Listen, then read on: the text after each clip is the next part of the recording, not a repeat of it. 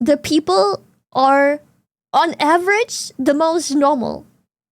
Yes. Yeah, my mental asylum is more sane than your mental asylum. 65 stream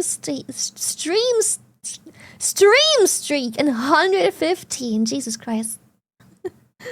You can't say what the fucking wow, you will get a ban.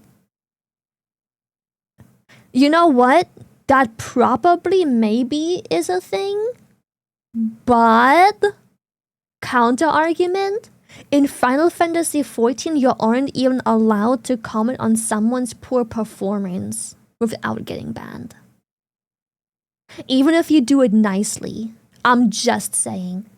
You may pick this out and be like, people get banned for typing fucking wow.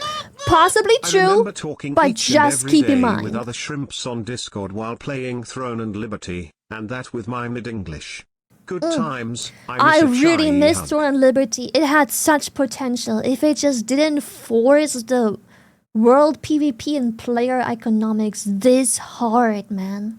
This hard. Ugh. But yeah, just keep in mind, in Final Fantasy, yes, in WoW you can get banned for foul language, yes, but just keep in mind, in Final Fantasy, even if you do it nicely, you are not allowed to comment on people's performance. God forbid you give them advice because they're clearly sandbagging the group, you will get banned. You have absolutely no right in Final to comment on people's performance. Just saying. So yes, WoW has foul language bullshit, but yes.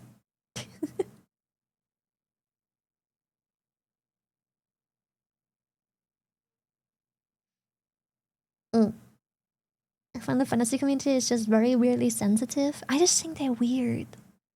They're very, very strange people. I have met some of my best friends in that game, but you're gonna have to go through a lot of weed and play a lot of weed killer to find some flowers in that game. Yeah, Final Fantasy banned DPS meters, yet everyone runs them, but you are not allowed to comment on people's performance. It's highly against TOS. You can't even have mods in the game, as in like any third-party stuff.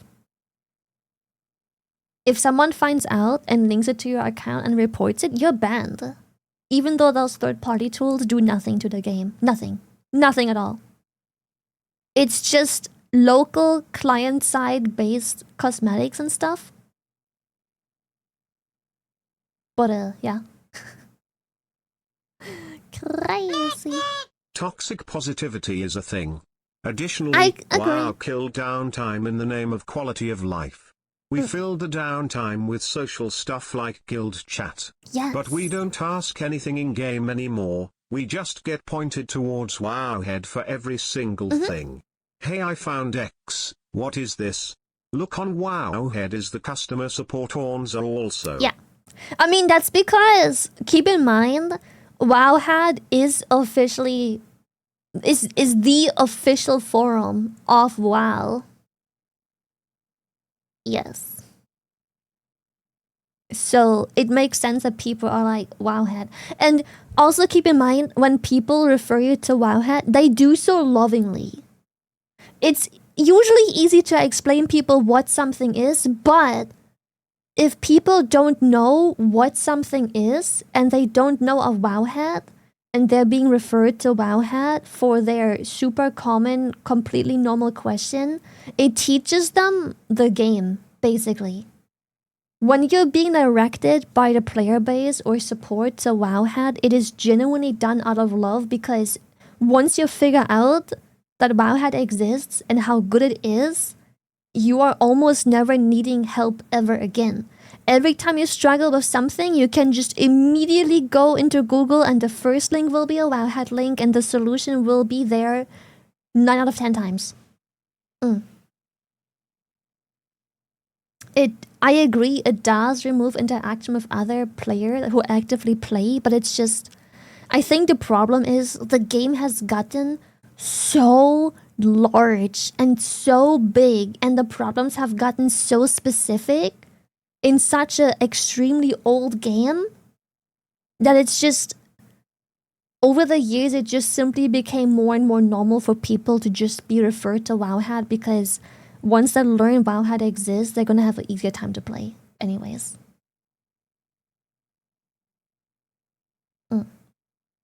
Yeah, that's just what happens over time, sadly. And like once 20 years of mechanics and gameplay and code piles up, it's just so much easier to make people aware, like, hey, any question you have, no matter how awkwardly specific, the solution is probably on Wowhat. It's awesome.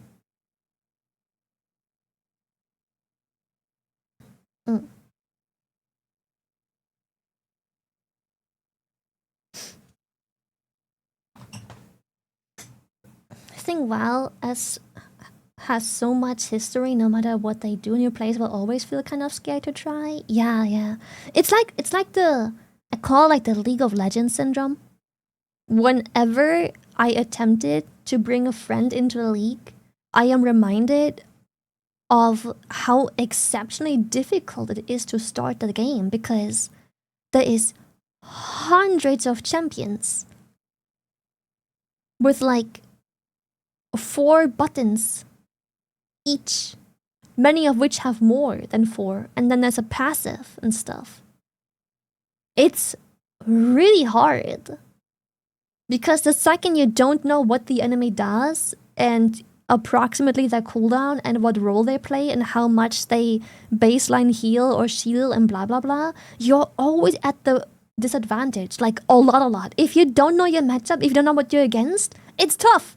You don't know when to go in, you don't know when to back out, you don't know when you can win, you don't know how much they're gonna heal, you don't know when they're strongest. It's really difficult. Yeah, it's a big wall. Though I promise you, I'm not sponsored! I'm just really dedicated in MMOs to begin with, but specifically WoW. WoW's my toxic ex that I'm always coming back to. WoW is a wall of knowledge that I will not deny. But I promise you, it is significantly easier to get into than you think, because the majority of knowledge that you need in WoW is low-key irrelevant. It's a very old game that does, in my opinion, a really good job at introducing, like, you almost never need to know of past systems. There is so many systems that are fully retired that do not exist in the latest expansion anymore. You don't need to know about them. It's fine. Yeah, it's so easy to catch up, gear-wise as well. And I also promise you, if you make mistakes in the beginning, it's okay. Because chances are, in the first season of you playing World of Warcraft, you are not gonna get to the point where you have to hardcore min-max to be on top of the curve, or ahead of the curve, quite literally. It's okay to make mistakes. I have friends that start WoW, sorry for calling you out, they went to the Catalyst and just like willy-nilly threw things in there without considering the Catalyst, and then they wasted a charge, pretty much. So, but like, it's so easy to catch up. The mistakes are not forever. For every mistake you do, you're going to be a little bit behind, yes, but it's easy to catch up over time.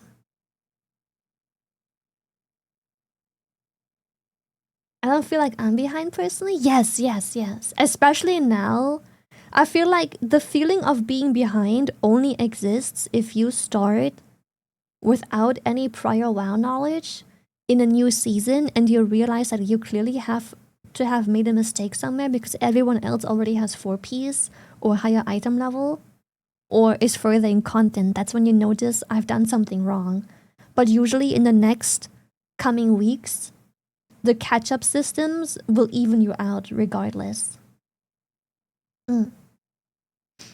Yeah, nobody expects you to be a pro the first season you play. In fact, a lot of people I know and have introduced to WoW, they usually need like 2 to 3 seasons to keep up with like genuine endgame content.